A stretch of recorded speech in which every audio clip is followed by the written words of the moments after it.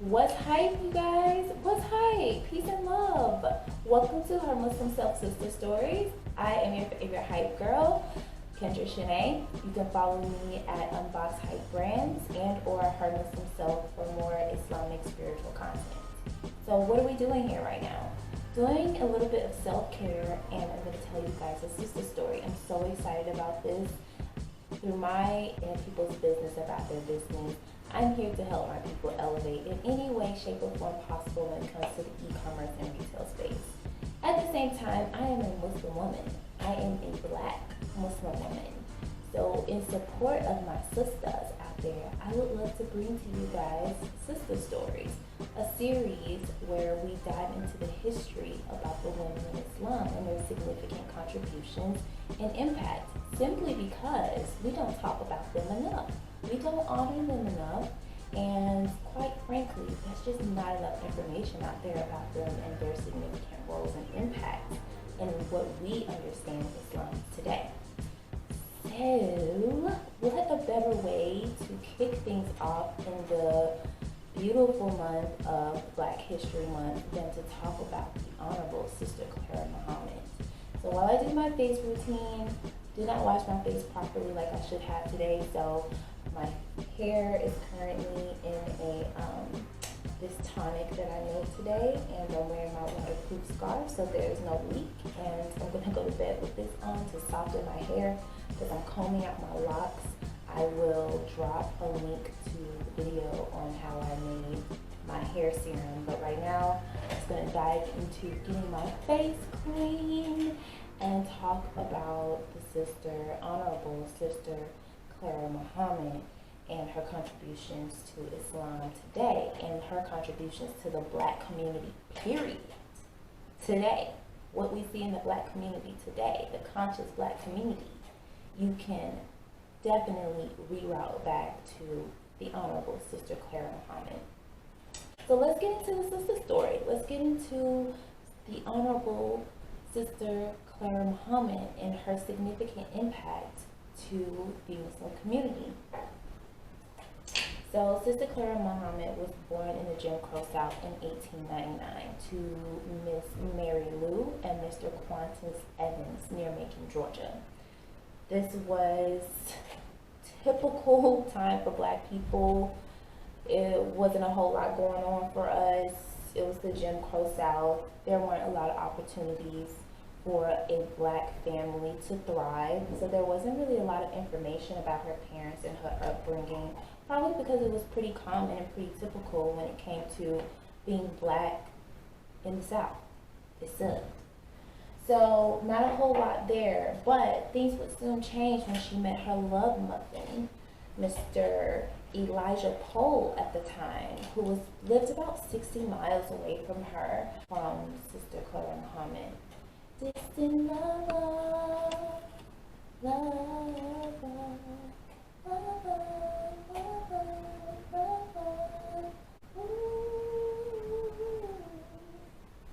How could you treat my heart? Okay, so she met her boo, Mr. Elijah, and they soon got married in 1917. She would be all of the age of 18 years old, and she and Elijah would start their life together in Georgia. Shortly after, not very long after their union, after they went off and got married, they decided to uproot and move to Detroit as we to the north to find more opportunities, not knowing nothing was promised, but they were like, we got to get out of here because it's got to be better than anything here. And at this time, they had 2 kids in tow on their way to Detroit. Things were bad in the South. So going to Detroit, they were like, things have to be better than what it is here. Little did they know that this was only the beginning of their struggle. Oh yes, things were going to be an uphill battle from here. So at this point, they had been married for a couple of years and they had 2 kids and no promise of work, but they packed their stuff and got out of there. They packed up and moved up to Detroit in hopes to find more opportunity for their kids and for their family, to find work, to find a decent way of life. So they moved up to Detroit, and put it like this: things were uphill battle because after they moved to Detroit, it wasn't until like 3 kids later that they were still working odd jobs and just trying to figure everything out. Nothing was consistent. They weren't getting a whole lot of work. They were basically just living day to day, wage to wage, check by check. And at this point, with 5 kids, things were really tough. So they lived their life day in, day out. Elijah would go out every day looking for work, every single day looking for a job, and he would basically come home with no job.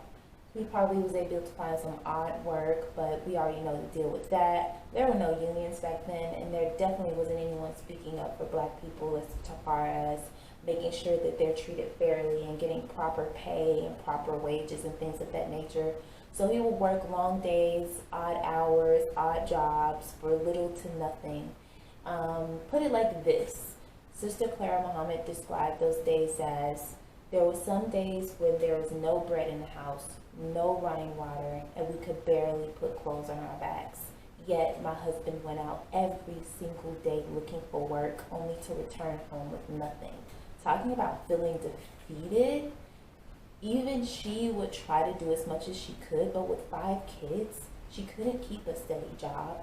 But she would go door to door, and that's how she would find work and pick up work and be able to contribute to the household. It was the best that they could do with what they had.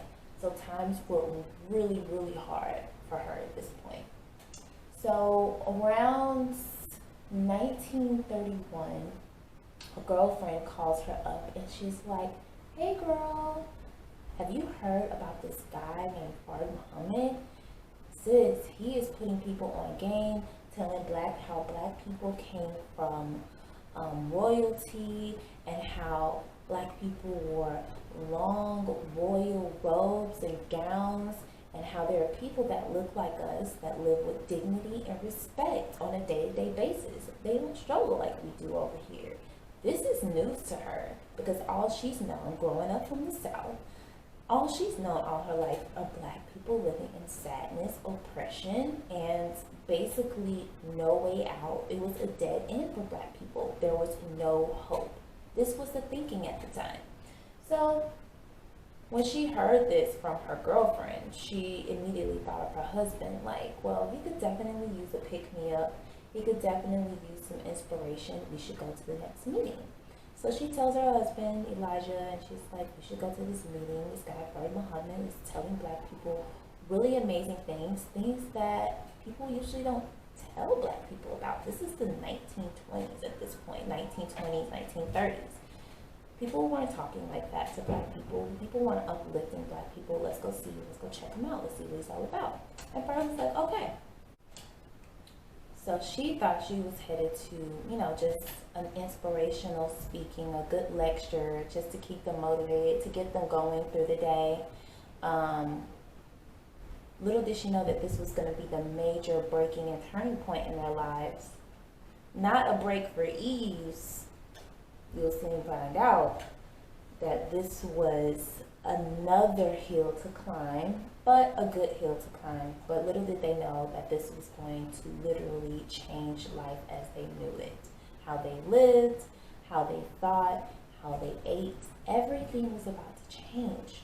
This mystery man, Fard Muhammad.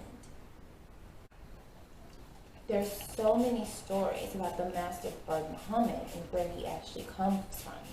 No one knows. No one knows where this man came from, but he did come with a message for the Black community. He was telling people how to eat, how to dress, telling them of the Black people that he's seen in other countries and other continents and how they live with dignity and respect, how the wife is respected, how the man is the head of the household, and families are together and they're raising their children, educating their children on how to live better lives, how to be entrepreneurs, how to take control of their own existence. What? Black people? How? All we know is slavery and fighting the white man on a daily basis. We're literally fighting for our lives out here every single day. So to hear these words coming from a black man and giving black people hope was more than a breath of fresh air. It was light into an entire new universe. Them going to see Master Fard Muhammad on this night would be literally life-changing for Elijah, Clara, and their children as they knew it. So impacted so that Imam Muruddin, their child, who would later on become an imam and lead black people into traditional practice of Islam, he recalled their father saying to their mother, Clara Muhammad, after the lecture, when we get home, you should throw all the pork in the icebox away. After one lecture, this was the impact of Master Fard Muhammad's words and speakings. And soon after, they became a part of a new community, the Nation of Islam. They were now black nationalists. They were now for the people, by the people. And they were out here motivating other black people to come and attend lectures. And Sister Clara Muhammad and Elijah Muhammad were very much spearheads of the black community. They were the faces that you would see entering into the Nation of Islam for the first time, and them directing and coordinating events and lectures and speeches and things of that nature, until Fard Muhammad disappears. Just poof, into thin air. No one knows where he went. No one knows what came of him. He literally disappears off the face of the earth with no answer and no question as to what happened to him. I personally think he was an angel. And angels come in the form of man to deliver messages all the time. Okay? This is nothing new. Anyways, there's so many conspiracy theories. We won't get into that. Now that Elijah Muhammad was basically the person to step up and take charge of things after Fard Muhammad's disappearance. And naturally, Sister Clara Muhammad, being that she is the wife, she too took major responsibility into continuing to grow the nation. This growth came the University of Islam, founded by the Sister Clara Muhammad. She started the very first Islamic education institution in the United States out of her home in 1934, with the intention to raise her children because she did not want to send them to public school where they would feed them pork and teach them Eurocentric history, which absolutely had nothing to do with their existence. Why was it important for them to learn Eurocentric history when they're African American children who are literally victims on a day-to-day basis to the white man? So you're telling me I have to teach my children about their oppressor? No, not in my house, not my child. That's basically what she said, and she started her own school. Just like it. Just like that. Just like it. So, that's right. Sis had 8 children in tow, building a community, and running a whole institution out of her house. Sis had it going on. The University of Islam, or Islam University, would teach things such as astronomy, mathematics, African history, and they also catered to the nurturing and growth of a black child, which was literally non-existent at this time. We're talking about Jim Crow days. We could barely get a schoolhouse. We could barely get books. But here's Sister Clara Muhammad offering us the top-notch education for the black people by the black people. We have black teachers, highly educated black teachers, teaching black children how to take care of themselves, how to properly clean themselves, how to properly feed themselves, how to grow their own gardens. Sister Clara Muhammad, you owe it. You owe it to her. for starting black institutions, secondary and elementary schools at this time. It didn't go all the way up to high school. It was for secondary and elementary schools at this time. Sis had a whole lot on her plate, but it's nothing, okay, because she had Allah, period. So, with the mercy of Allah and the support of her husband, support of her community, she continued to build this institution out of her home. Little did she know that her husband would have to basically go into hiding because they were coming after him. This is the 1930s and the 1940s. They were coming after him. There were rivals that were coming after him, and there's a draft for World War II, and they wanted no parts of it whatsoever. Man, I will not be fighting with a white man as a black man in the army. So he basically had to go into hiding, and she held it down as a real sister should. Okay, I'll never sleep Johnny Day.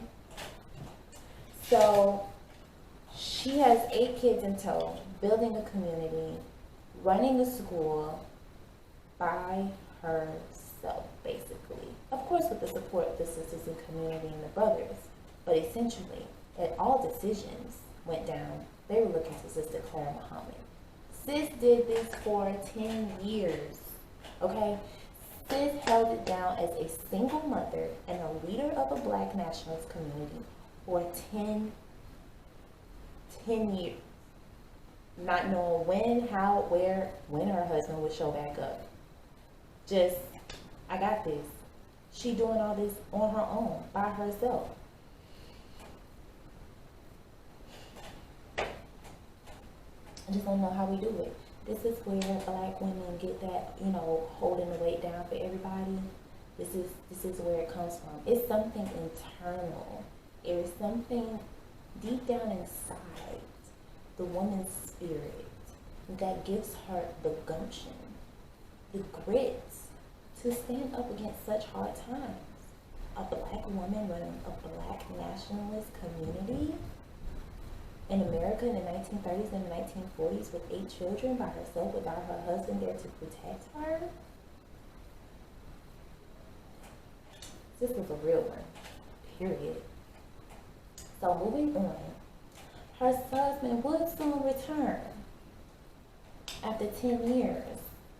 But honey, his bags did not come back empty.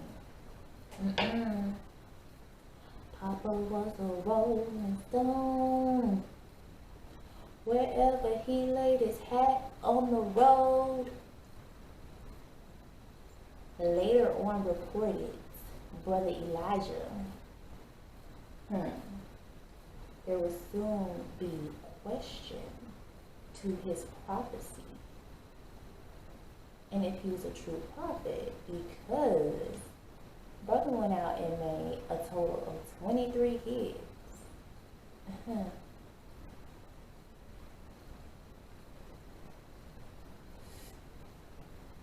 23 children.